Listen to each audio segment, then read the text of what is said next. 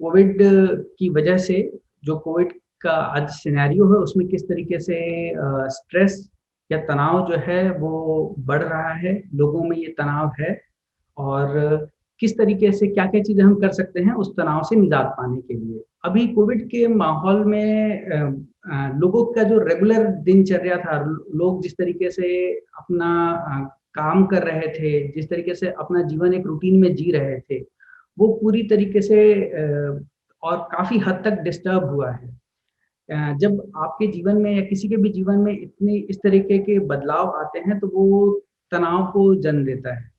अभी जब ये तनाव है वो इंसान के काम से रिलेटेड हो सकता है कि जो काम वो रेगुलरली कर रहे थे, नॉर्मल पैटर्न में वो नहीं कर पा रहे हैं हम।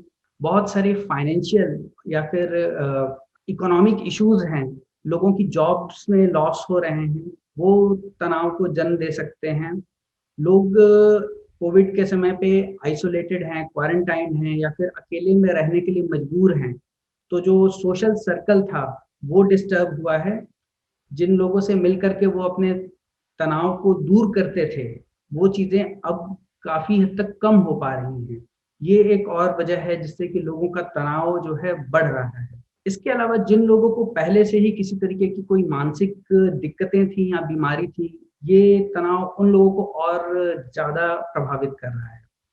साथ ही जो लोग कोविड से डायरेक्टली प्रभावित हैं, जिनको कोविड इन्फेक्शन हुआ है या फिर जिनके रिश्तेदार, नातेदार उनको कोविड इन्फेक्शन हुआ है, उन पे बहुत सारी ज़िम्मेदारियाँ एक साथ आ गई हैं। ये एक तनाव बढ़ने का बहुत बड़ा वजह है। जो तनाव है वो अलग-अलग लोगों में अलग-अलग लेवल सीवियरिटी के साथ प्रेज़ेंट कर सकता है। कुछ लोगों में हो सकता है कि तनाव मामूली सा हो सकता है कुछ लोगों में तनाव बहुत ज़्यादा सीवियर फॉर्म में प्रेज़ेंट करे। ये बहुत सारी चीज़ों पर निर्भर करता है इंक्लूडिंग कि किसी इंसान का तनाव झेलने की जो क्षमता है वो कैसी है, जो स्ट्रेसर है या जो तनाव की वजह है वो कितनी बड़ी है। अगर किसी का सिर्फ़ हो सकता है थोड़ा बहुत लॉस हो रहा हो, वो उस तनाव को ईज़िली झेल सकता है। लेकिन अगर किसी के यहाँ कोई व्यक्तिगत लॉस हुआ है, किसी का डेथ हुआ है, तो ये एक बहुत बड़ा तनाव का वजह हो सकता है। तो सीवियरिटी बहुत ज़्यादा वैरी कर सकती है। अब ये तनाव अगर हल्का-फुल्का है तो हो सकता है इंसान को सिर्फ़ हल्का-फुल्का सिर दर्द महसूस हो, हल्की-फुल्की घबराहट हो या हो सकता है कि थोड़ा उदासी जैसा महसूस करे। लेकिन कुछ लोगों में ये भी हो सकता है कि जो तनाव है उसकी वजह से बहुत ज़्यादा वो दिन भर थका-थका सा महसूस करे, उदास महसूस करें, लोगों से मिलने-जुलने, बातचीत करने का इवन मन ना करे उन लोगों को। सेल्फ कॉन्फिडेंस जो है उनका, सेल्फ एस्टीम जो है, आत्मविश्वास, उसमें काफ़ी कमी आ जाए।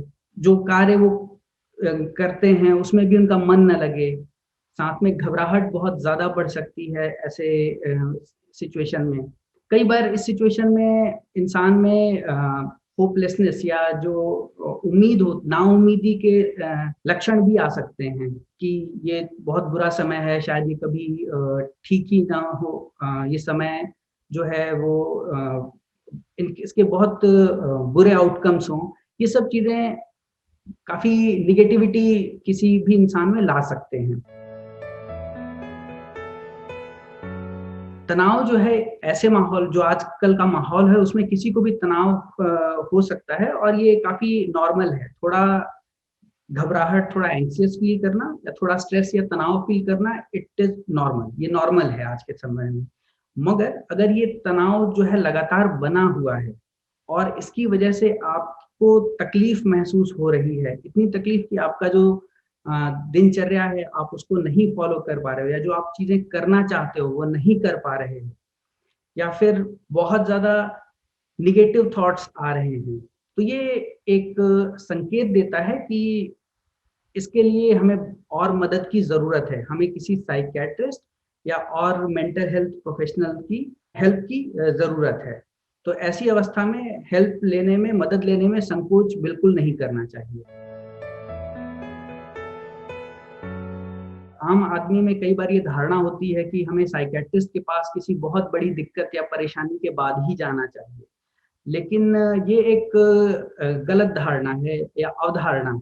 जब भी किसी इंसान को कोई ऐसी मानसिक दिक्कत हो रही है या ऐसी परेशानी हो रही है जिसमें कि दिक्कत हो रही है, नहीं वो मैनेज कर पा रहा है खुद से, ऐसी स्थिति में उसको डॉक्टर से, साइकियाट्रिस्ट से कंसल्ट कर सकता है। उस इंसान की ज़रूरतों के हिसाब से, उस इंसान की दिक्कतों की सीवियरिटी के हिसाब से ही जो ट्रीटमेंट है या इलाज है वो डॉक्टर के द्वारा बताया जाता है। बहुत बार ऐसा भी होता है कि हम जो इंसान के बिहेवियर है उसमें कुछ बदलाव करके, इंसान के रहन-सहन में बदलाव करके दिक्कतों का जो है इलाज कर पाते हैं। कई बार अगर दिक्कत बहुत ज़्यादा सीवियर है तो उस स्थिति में हमें दवाइयों की भी मदद लेनी पड़ती है। तो इलाज उस इंसान की दिक्कतों की सीवियरिटी पे निर्भर करता है और ऐसी स्थिति में साइकियाट्रिस्ट, साइकोलॉजिस्ट या किसी और मेंटल हेल्थ प्रोफेशनल की हेल्प लेने में बिल्कुल संकोच करने की कोई ज़रूरत नहीं होती।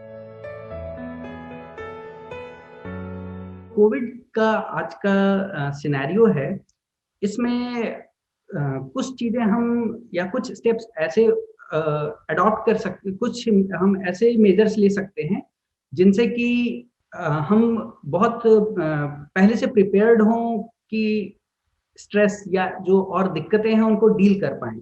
जैसे एक पॉज़िटिव थिंकिंग, एक पॉज़िटिव या हेल्दी लाइफ़स्टाइल।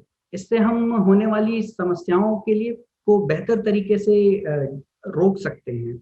लेकिन अगर किसी व्यक्ति को दिक्कतें महसूस कर रही हैं और वो डॉक्टर के पास जाते हैं, साइकियाट्रिस्ट के पास जाते हैं, तो उस स्थिति में जो एक हेल्दी लाइफ़स्टाइल है, इसके अलावा कई बार हो सकता है कि साइकोथेरेपी की ज़रूरत पड़े। अगर प्रॉब्लम्स ज़्यादा हैं, तो फिर उस स्थिति में मरीज़ की दिक्कतों के हिसाब से साइकोथेरेपी और मेडिसिन्स वो डिसाइड करके दी जाती हैं। आज की स्थिति में जबकि लोग बहुत ज़्यादा समय घर में लॉकडाउन में व्यतीत कर रहे हैं, इस समय बहुत ज़्यादा ज़रूरी है कि अपना ख़्याल रखें, अपने शरीर का ख़्याल रखें। उसके लिए सही समय पे सोना, सही समय पर उठना, एक एक्टिविटी जो है, हमारे रोज़मर्रा की जो एक्टिविटीज़ हैं, उनको नियमित तौर से पालन करना कि कब हमें सोना है, कब जगना है। इस चीज़ को हमें रेगुलर रूटीन को फ़ॉलो करना है। अपने शरीर को आराम देना है। जब हम घर पर भी हैं, तो भी हमें खुद को आराम भी देना है और साथ-साथ रेगुलर एक्सरसाइज़ेज़ करते रहना है, जिससे कि हमारा जो बॉडी है, वो फिट बना रहे। जो हमारा खाना-पीना है या जो भी हम खाते-पीते हैं, उसका भी हमें बहुत ध्यान देना है। खाने में प्रोटीन्स, फाइबर्स ये चीज़ें ज़्यादा रखें। खाने का जो हमारा रूटीन है, उसको हम फ़ॉलो करें। कोई हम मील्स स्किप ना करें। कभी ऐसा ना हो कि हम बहुत ज़्यादा खा रहे हैं या खाना कभी हम मिस कर रहे हैं, ये चीज़ नहीं होनी चाहिए। तो ये एक आपके हेल्दी फिज़िकल स्टेट को मेंटेन रखने में मदद करेगा। इसके अलावा हम अपने मानसिक स्वास्थ्य को बनाए रखने के लिए ये भी बहुत ज़रूरी है कि हम जो आजकल कोविड से रिलेटेड बहुत सारे न्यूज़ हैं, उनसे हम उचित दूरी बनाए रखें। मतलब अगर हमें जानकारी लेनी है, तो हम दिन में एक समय फ़िक्स करें कि हम एक फ़िक्स टाइम पर कुछ रिलायबल सोर्सेज़ से इन्फॉर्मेशन लेंगे।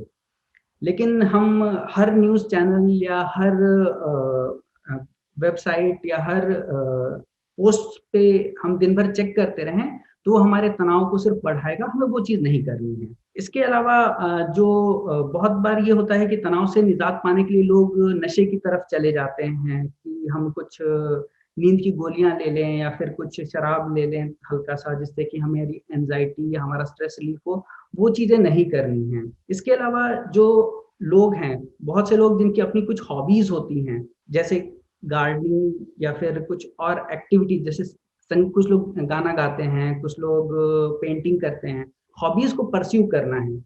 ये वो तरीके हैं जिनसे कि आदमी एक्टिवली इन्वॉल्व्ड रह सकता है एक्टिविटीज़ में और उस समय जिस समय कि ये इन एक्टिविटीज़ में इन्वॉल्व रहता है, तब इंसान के दिमाग में नेगेटिव थॉट्स नहीं आ रहे होते हैं।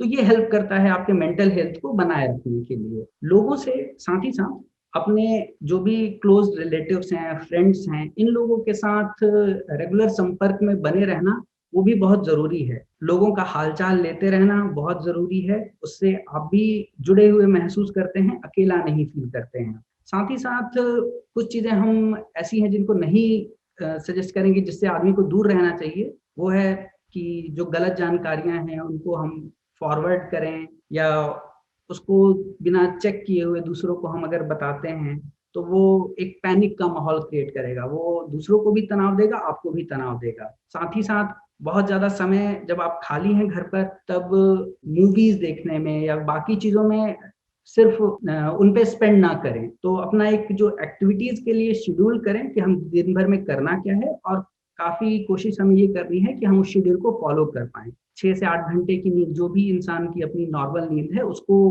पूरी तरीके से लेना ज़रूरी है। और उसके लिए एक चीज़ बहुत ज़रूरी हो जाता है आज के समय में, कि सोने से पहले हम मोबाइल या टैबलेट्स या इन गैजेट्स को लगभग आधे 1 घंटे पहले अपने आप से दूर करके रख लें। क्योंकि अगर हम सोते समय भी ये गैजेट्स यूज़ करेंगे, तो हमारी नींद काफ़ी हद तक गड़बड़ होगी, और उसकी वजह से फिर बहुत सारा तनाव इंसान को महसूस होता है। तो ये कुछ ऐसे तरीके हैं जिनसे कि हम पॉज़िटिव मेंटल हेल्थ और पॉज़िटिव फिज़िकल हेल्थ को करंट समय में बनाए रख सकते हैं। इसके अलावा जो हम एक चीज़ और एम्फसाइज़ करना चाहूँगा कि घर पर जब हैं, तो फिज़िकल फ़िटनेस बनाए रखने के लिए, फिज़िकल हेल्थ बनाए रखने के लिए बेहतर आप योगा, मेडिटेशन या रिलैक्सेशन एक्सरसाइज़ेज़, ये चीज़ें कर सकते हैं और करना चाहिए।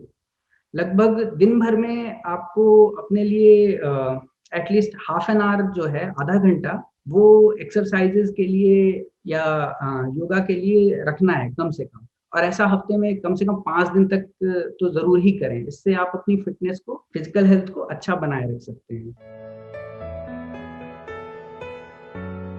हमारी तरफ से जो सलाह ये होगी कि पहले तो अगर आपको तनाव या स्ट्रेस फ़ील होता है, तो उस चीज़ को रिकॉग्नाइज़ कीजिए, उसको स्पेस दीजिए, उसको समझिए कि हाँ, मुझे तनाव हो रहा है, मुझे क्या दिक्कतें हो रही हैं, उसको रिकॉग्नाइज़ कीजिए। उसको एप्रिशिएट कीजिए कि हाँ भई, ये मेरी दिक्कत है। जब आप उसको समझते हैं, तो आप बहुत क्लियरली ये डिसाइड कर पाते हैं कि अच्छा, ये मेरी प्रॉब्लम है और इसके लिए मुझे कोई सॉल्यूशन निकालना है। वो चीज़ें करके, हमें अगर हल्की-फुल्की एंग्ज़ायटी है या नींद की प्रॉब्लम है, एक बार अगर आपको लगता है कि इन सब चीज़ों से बात नहीं बन रही है, तनाव बना हुआ है या बाकी और दिक्कतें बनी हुई हैं, उस अवस्था में किसी भी मेंटल हेल्थ स्पेशलिस्ट की हेल्प लेने में बिल्कुल संकोच नहीं करनी है, उनसे कॉन्टैक्ट करना है और अपने लिए हेल्प लेनी है।